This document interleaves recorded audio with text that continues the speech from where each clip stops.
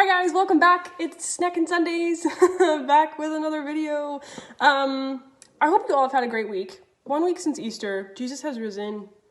It's a good time. Yeah, let's get right into this. Again, if you haven't read the readings, pause this, go read them. I have mine right here. And today I'm just going to be talking about the gospel, because there's a pretty important thing that was written in the gospel today. So the gospel is when Jesus is risen from the dead, because it's after Easter, and he shows up to his disciples. And the disciples were living in fear. They were locked in a room in fear of the Jews. And it says, Jesus came and stood in their midst and said to them, "Peace be with you." When he had said this, he showed them his hands and his side. The disciples rejoiced when they saw the Lord, and Jesus said to them again, "Peace be with you.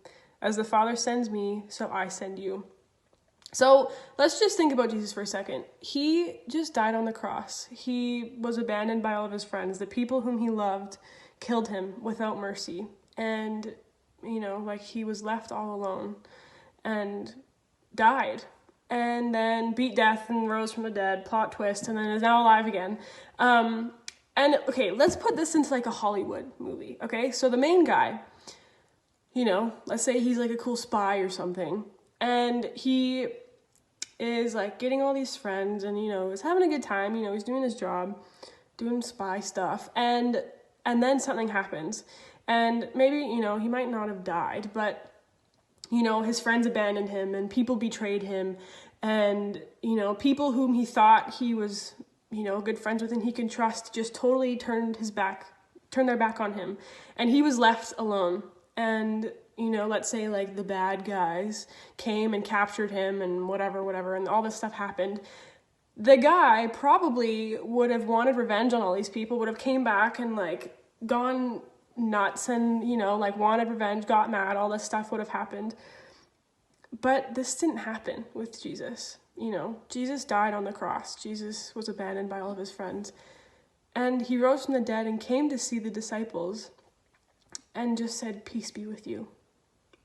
He said, "Peace be with you," and then he showed them his hands and his side, the wounds from the crucifixion, and then said again, "Peace be with you."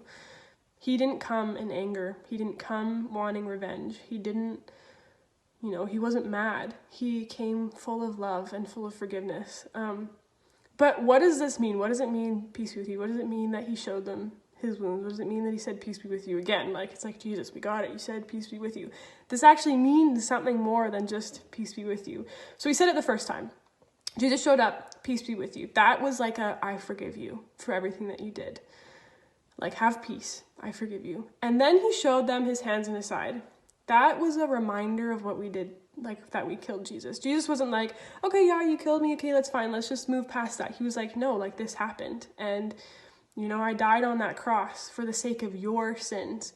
And so Jesus showed him his hands and his side as a reminder of the crucifixion, of his great act of love. And then said again, "Peace be with you." That was another I forgive you. Don't worry, have peace. Jesus just came and was so full of love and so full of forgiveness. God is such a good father that he sent his only son. He died on the cross, rose from the dead, and came back in forgiveness. That just boggles my mind. I'm so bad at admitting my mistakes and apologizing for things, but Jesus, had the worst happen to him. And there was no question in his mind. He was just like, "I forgive you. Don't worry."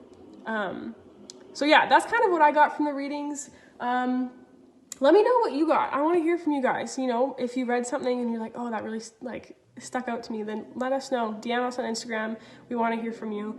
So that's the gospel readings, and I'm not having a guest this week. I know, so sad, but I will tell you my snack. So it's morning right now, and so I have coffee, and my mug says, and so the adventure begins with a little Canada flag. You gotta know, represent. Backstory. I've been drinking whipped coffee, the whole TikTok whipped coffee thing. I was like, this is weird. What is this thing? And I tried it and I was like, oh my gosh, this is so good. And so I've been drinking that literally nonstop all week. But it's like, it's Sunday, change it up a little bit. So I have a hot latte for those of you who know a lot about coffee. And for breakfast, I had sticky buns that I made yesterday. And oh my gosh, they are so good. So good. they're just so good. So yeah, that's my snack. Now a challenge for all of you this week, for all of us this week, you know, like I definitely can work on this, is to have a heart of forgiveness, to follow Jesus in his example of forgiving and loving and having no question in our minds about forgiving others. You know, with our families, we can get on each other's nerves a lot, but instead of getting mad, we can forgive. So yeah, forgive, but also if you have time and your parents let you, make the sticky buns. They're so good. You can use any recipe. They're pretty straightforward. They were the best thing I've ever made. It was super legit. But yeah, forgive, make sticky buns if you can. And I hope you guys have a great week. Continue to pray, continue to follow Jesus and be a good disciple of him. We are all praying for you guys. We miss you like crazy. And yeah, I'll see you guys next week.